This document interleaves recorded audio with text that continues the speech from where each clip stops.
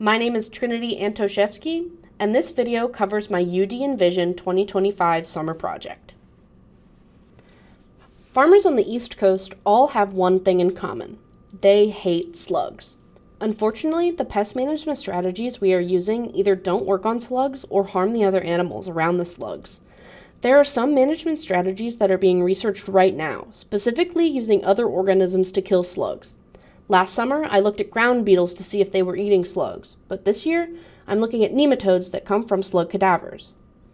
What are nematodes? Well, they are microscopic clear roundworms that live in the soil, and the many species of nematode can fulfill essentially any ecological role you can think of. Some are herbivores, eating either the roots or even the foliage of a plant. Some are fungivores, some are detritivores, predators too. The ones I am researching specifically are parasitoids of slugs, meaning that at some point in their life cycle, they need to live inside and kill their slug host.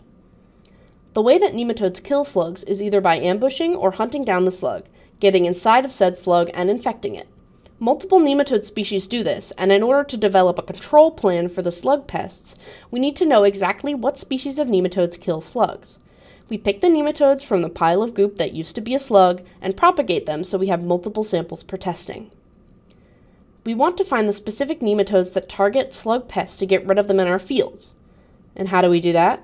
We play the classic game of Who's that nematode? It's... The reveal did not help.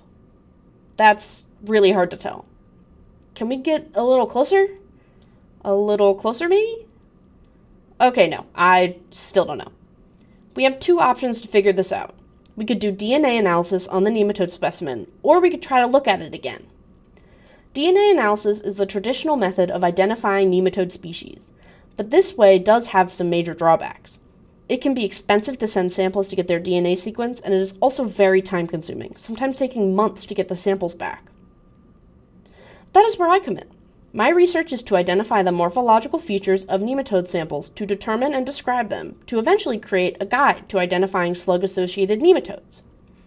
What exactly am I looking for?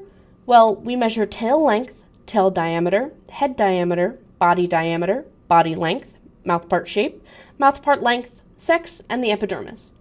I do this by first slide mounting the nematode samples one by one, which takes a few days to complete. Then I look at the sample underneath the microscope to measure and observe the features I just mentioned. I do this for multiple samples per location, compile them, and compare them to literature to determine the species. This summer only marks the beginning of my senior thesis project, so I will continue to go through and identify more nematodes as the school year goes on.